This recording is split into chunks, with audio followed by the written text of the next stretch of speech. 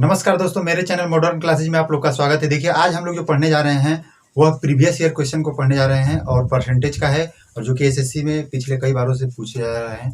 तो ये प्रश्न को हम देखेंगे तो हमें इससे बहुत ज़्यादा बेनिफिट होने वाला है, क्योंकि हमारा परसेंटेज का रिवीजन भी हो जाएगा, साथ ही साथ मेरा प्रीवियस ईयर क्वेश्चन भी क्लियर होता चला जाएगा, और हम उसका एक्यूरेसी के साथ देखेंगे कि हमारा जो प्रश्न बनाने का तरीका है वो जल्दी से जल्दी इम्प्रूव कैसे हो और कम समय में हम कैसे बनाएं। तो चलिए हम लोग स्टार्ट करते हैं।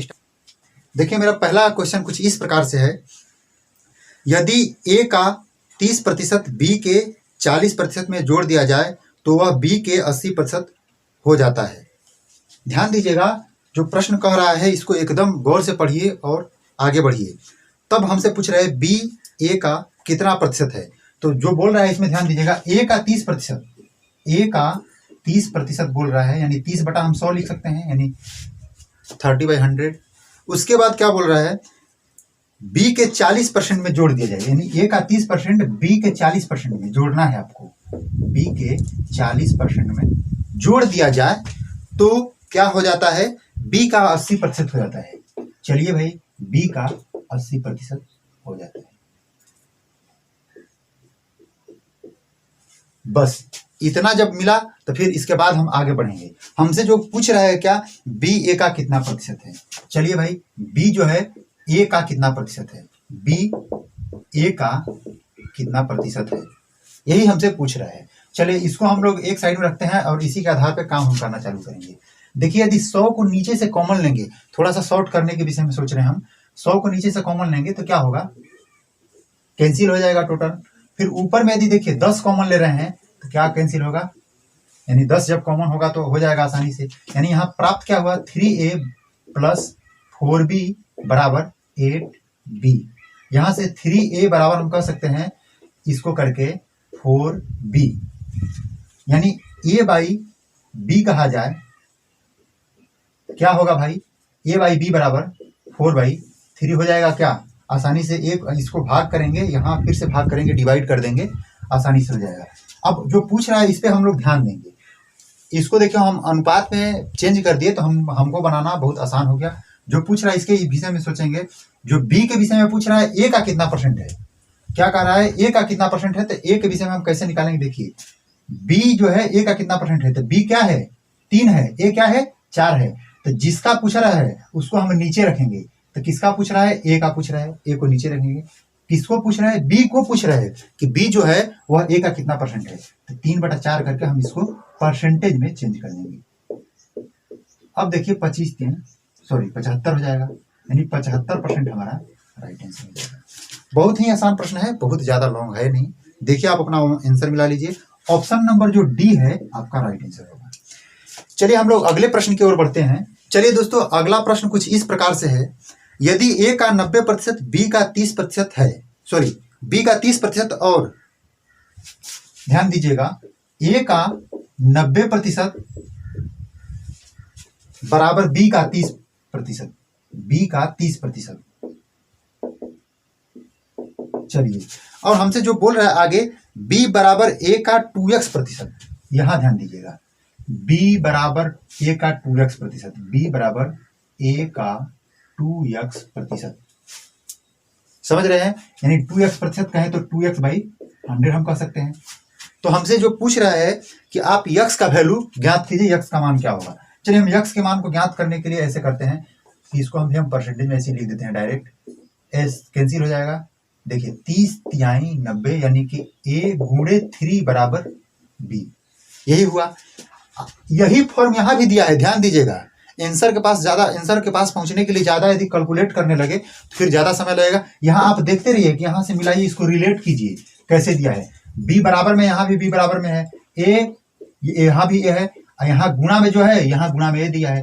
तो इन दोनों को हम रिलेट कर सकते हैं क्या, यानी 2x/100 बराबर 3। तो हम x बराबर क्या करेंगे भाई, 3 × 100 कर देंगे, यानी इसको मल्टीप्लाई कर देंगे, इसको फिर डिवाइड कर देंगे। चलिए कितना हो जाएगा, 50, यानी x बराबर 150। समझ पा रहे हैं, यही हमारा आंसर होगा। तो आप कह सकते हैं सर इसको इतना शॉर्ट कर दिए तो कैसे होगा, गड़बड़ हो सकता है, काम आपको ना आए तो आप इसको निकाल भी सकते हैं कि मान लीजिए जब इस प्रकार से दिया है तो चलिए b बराबर इसको पूरा को रख दीजिए, बी के बराबर में 3a है ना, तो बी बराबर 3a रखिए, उसके बाद आप निकाल सकते हैं। जैसे देखिए कैसे निकालेंगे कि 3a बराबर a गुणे 2x बाई 100, ऐसे लिख के इसको ऐसे ऐसे कैंसिल कर सकते हैं। कैसे? क्योंकि बटा में आएगा भाई, एक गुणा में है तो भाग में जाएगा क्या, यानी मल्टीप्लाई में है तो डिवाइड करेगा, यहाँ से कैंसिल हो जाएगा। अब आप इसको निकाल सकते हैं, कितना हो जाएगा 50 मल्टीप्लाई कर देंगे 3 से 150 हो जाएगा x इक्वल टू।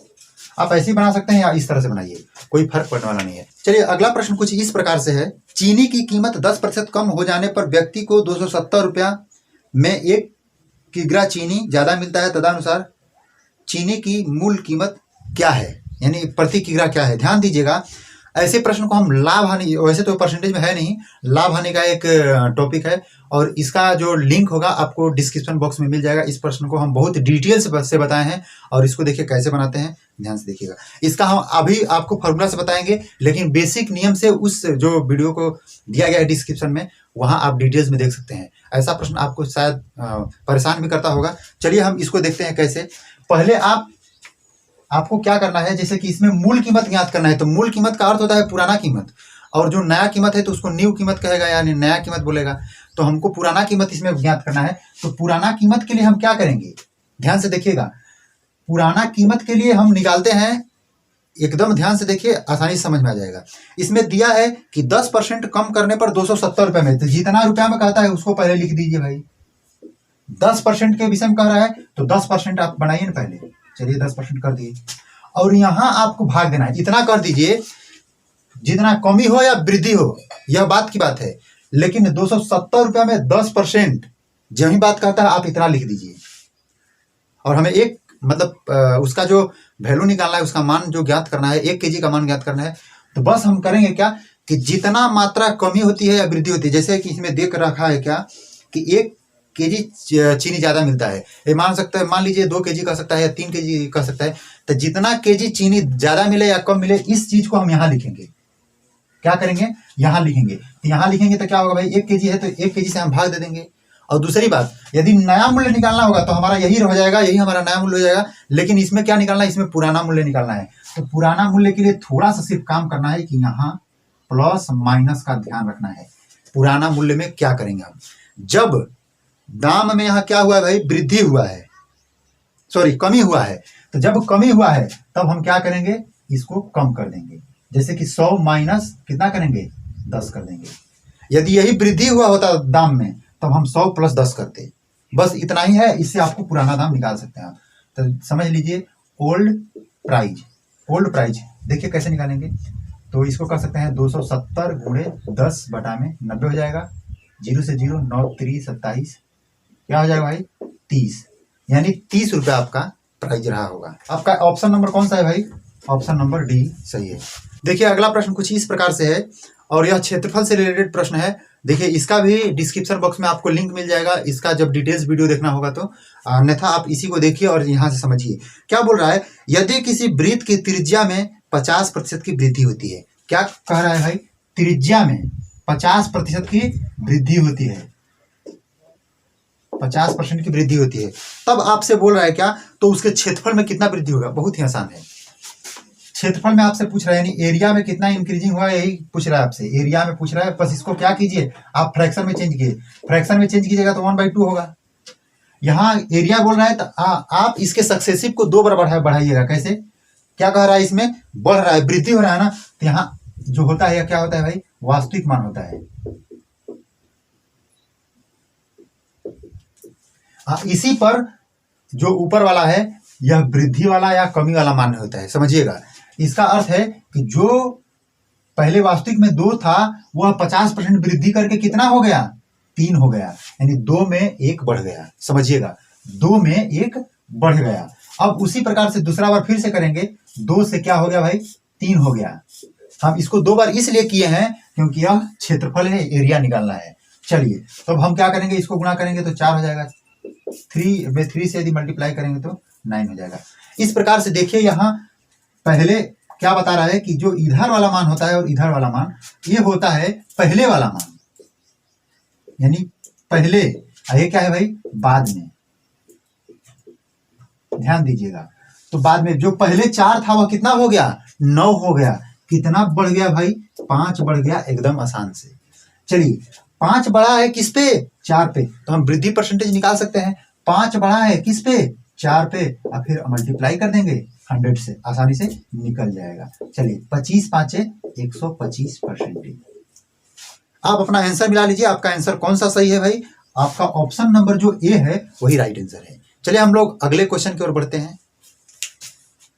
देखिए अगला प्रश्न कुछ इस प्रकार से है, एक सेव की कीमत में 20% कमी होने पर एक व्यक्ति 54 रुपया में 10 सेव ज्यादा खरीद सकता है, तदनुसार सेव की कम की गई कीमत प्रति दर्जन कितनी थी। ध्यान दीजिए, कम की गई कीमत प्रति दर्जन कितनी थी, इसका अर्थ क्या है, हमसे पूछ रहा है नया वाला दाम। समझिए, नया वाला दाम हमसे पूछ रहा है कि जो पहले दूसरा था अब उसका जो वैल्यू है यानी दाम है वह कम हो गया है, जब कम हो गया है तो कितना हो गया है, यही आपसे पूछ रहा है। प्रति दर्जन के हिसाब से पूछ रहा है, यह भी बात ध्यान में रखना है।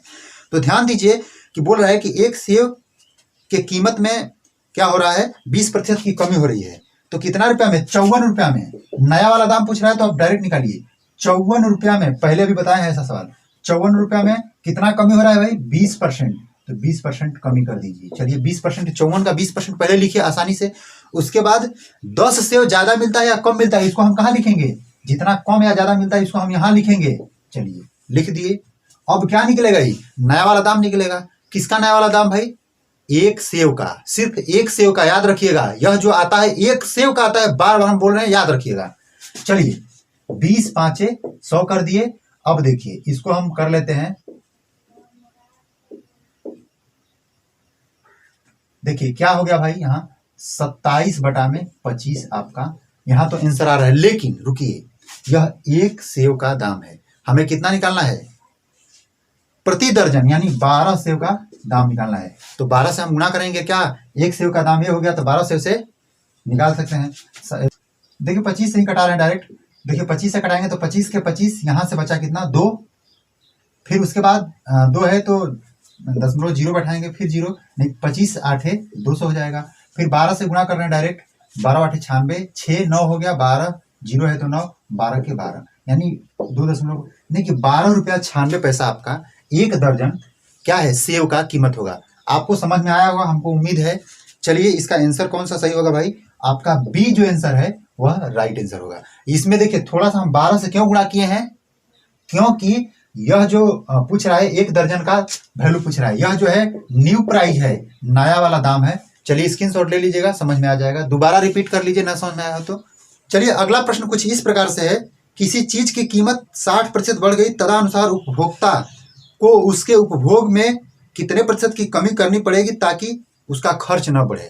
देखिए ऐसा प्रश्न भी हम परसेंटेज में लगवा चुके हैं। चलिए इसको कैसे बनाते हैं, तो वैसे प्रश्न को हम थोड़ा सा ध्यान दीजिएगा, एकदम आसान तरीका से बताएंगे हम, आपको समझ में आएगा।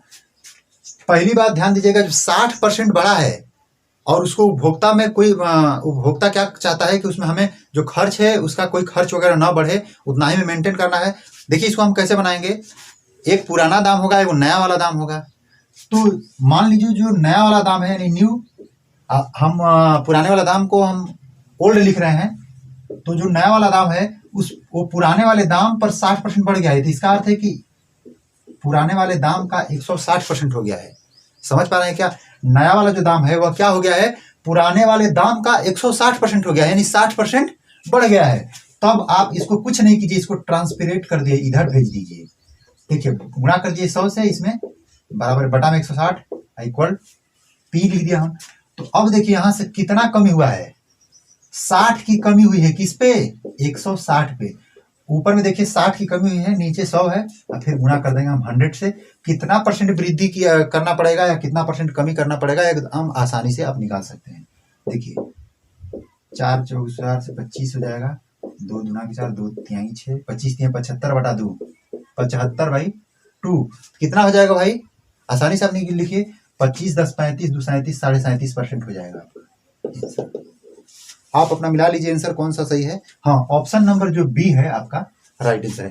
बहुत ही आसान प्रश्न है, आपको इसी मेथड से बनाना है। चलिए दोस्तों हमारा लास्ट क्वेश्चन है, देखिए बहुत ही अच्छा क्वेश्चन है, बार बार रिपीट हुआ है। एक संख्या को पहले 10% बढ़ाया गया, फिर 20% और बढ़ाया गया, तो मूल संख्या में कुल कितनी वृद्धि हुई। ध्यान देना है आपको, मूल संख्या में कितना वृद्धि हुआ है, यानी कि एक ही संख्या है उसको 2 बार बढ़ाया गया है, तो ऐसे प्रश्न को भी हम बताए हैं कि इसको हम सक्सेसिव मेथड बनाते हैं। देखिए इसको हम कैसे बनाएंगे, इसका उस प्रकार से हम क्यों बनाते हैं इसके विषय में बताए हैं कि जब एक कार्य पहले हो चुका है उसके बाद फिर दोबारा कार्य उसके आधार पर हो रहा है तब हम उसको सक्सेसिव मेथड पे बनाएंगे। देखिए कैसे बना रहे हैं, ध्यान से देखिएगा, समझ में आएगा। इसमें क्या कह रहा है कि पहली बार जो संख्या बढ़ाया गया है 10% बढ़ाया गया है, दूसरी बार क्या बढ़ाया गया है 20% बढ़ाया गया है, तब उसमें क्या परिवर्तन होगा, कैसे होगा, इसके विषय में देखिए। तो जब इसको बनाने के लिए सबसे पहले काम कीजिए कि पहले एक बार बढ़ाइए, यानी 1/10 कर दीजिए, इसको फ्रैक्शन में चेंज कीजिए 1/5।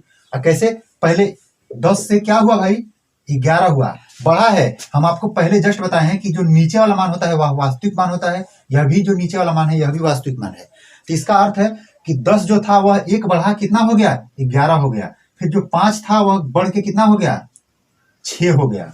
बस इसी बात को ध्यान में रखना है और आगे बनाना है। चलिए आप इसको तिरछा तिरछी या सीधा सीधे ऐसे कटा सकते हैं, लेकिन कटाना है तो कटाइए या न कटाइए, कोई बात पढ़ने वाला नहीं है। चलिए 10 5 कितना हो गया भाई 50 हो गया, 11 छाके 66 हो गया।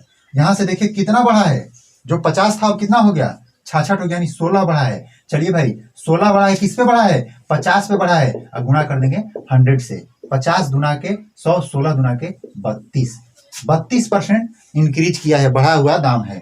तो इसका आंसर कौन सा होगा, आप अपना मिला लीजिए, ऑप्शन नंबर जो सी है वह राइट आंसर होगा। आपको यदि बेसिक से सीखना है तो बेसिक से देख लीजिए।